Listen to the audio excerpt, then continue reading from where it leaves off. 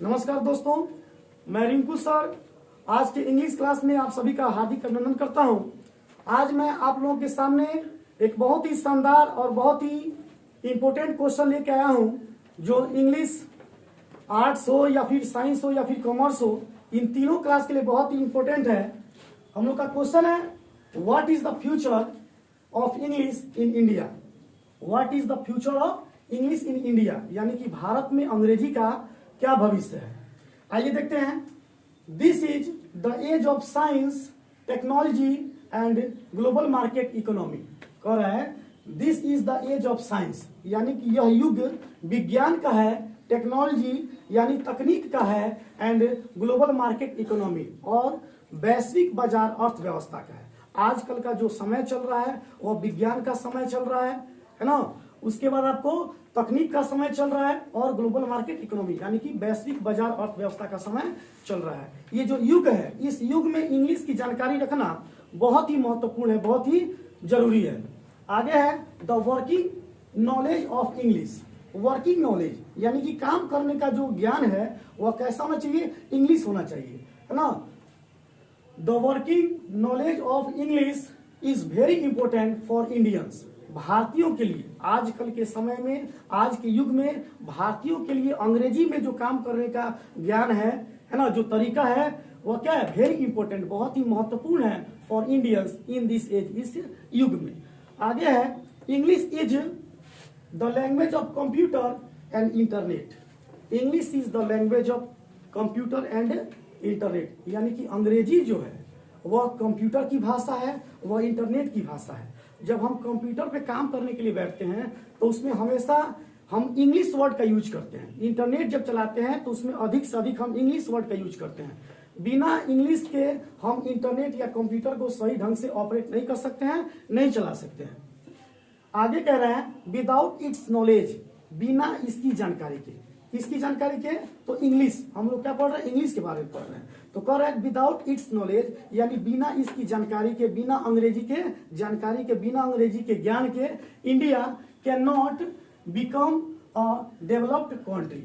बिना अंग्रेजी के जानकारी के भारत जो है वह एक विकसित देश नहीं हो सकता है, नहीं बन सकता है। इंग्लिश हैज फ्यूचर, यानी अंग्रेजी के पास क्या है, भविष्य है। अंग्रेजी को भविष्य है इन दिस कंट्री, इस देश में also, because India is economically a rising country. कह रहा है कि अंग्रेजी का हमारे भारत देश में फ्यूचर है, उसका भविष्य है। बिकॉज, क्योंकि भारत जो है ना, also because India is economically, यानी कि भारत जो है आर्थिक रूप से, है ना, भारत आर्थिक रूप से क्या है, अ राइजिंग कंट्री, एक उगता हुआ, आगे की ओर उठता हुआ, बढ़ता हुआ देश है।